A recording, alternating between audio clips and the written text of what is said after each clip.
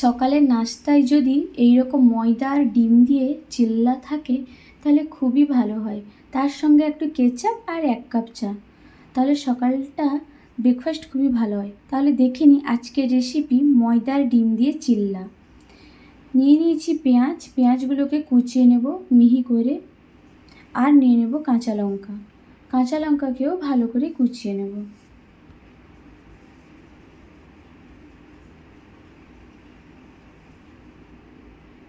বেশ ঝালঝাল করে এই চিল্লাটা বানাবো।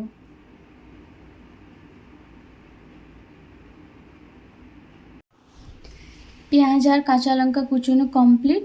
এখন নিয়ে নেব একটা বাউল, আর তার মধ্যে দিয়ে দেব ময়দা। পরিমাণ মতো ময়দা নিয়ে নিচ্ছি, যে যার ফ্যামিলি মেম্বার হিসেবে ময়দাটা নেবেন।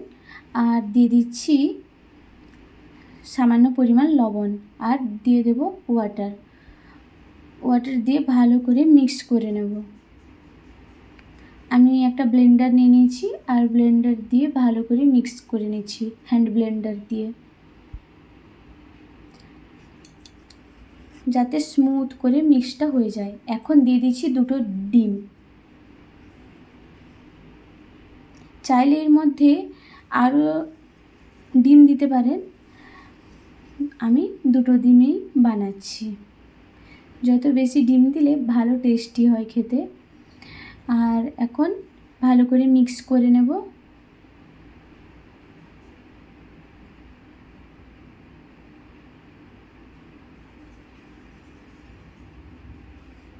ভালো করে ফেটিয়ে নিয়েছি, আর এখন অ্যাড করে দিচ্ছি কুচনো পেঁয়াজ আর কাঁচা লঙ্কা।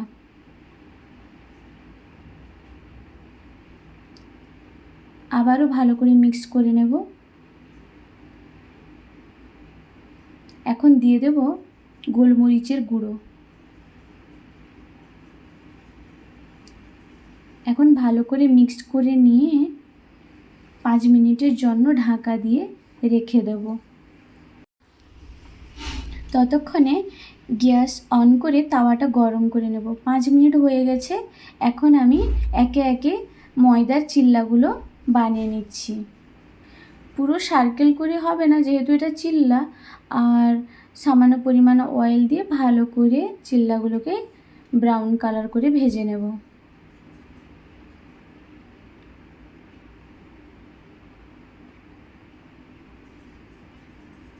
খুব সুন্দর কালার এসেছে।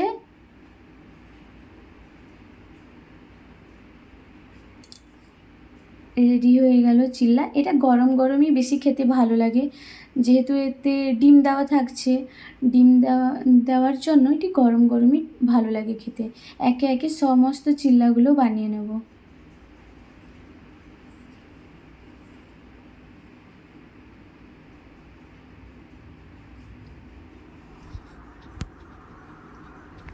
দিয়ে দিচ্ছি সামান্য পরিমাণ অয়েল,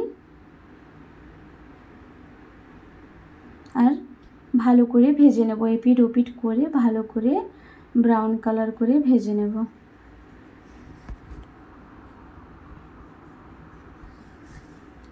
সকালের ব্রেকফাস্টে বিশেষ করে এটি খুবই ভালো লাগে খেতে, চটজলদি হয়ে যায়। আর ময়দা দিয়ে তো বানালে খুবই টেস্টি হয় খেতে। আটাতেও বানাতে পারেন, আর ময়দাতে বেশি টেস্টি হয়। বেশ ব্রাউন কালার হয়ে সুন্দর তৈরি হয়ে যাচ্ছে একে একে চিল্লা।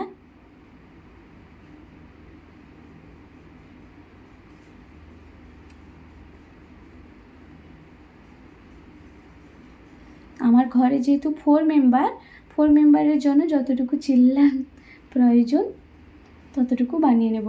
যার ঘরে যতটা ফ্যামিলি মেম্বার সেই পরিমাণ অনুযায়ী ময়দা নিয়ে মিক্স করে নেবেন।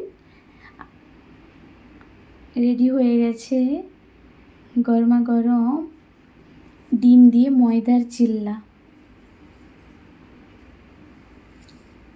যারা এখনও ট্রাই করেননি একবার ঘরে ট্রাই করুন, খুবই ভালো লাগবে খেতে।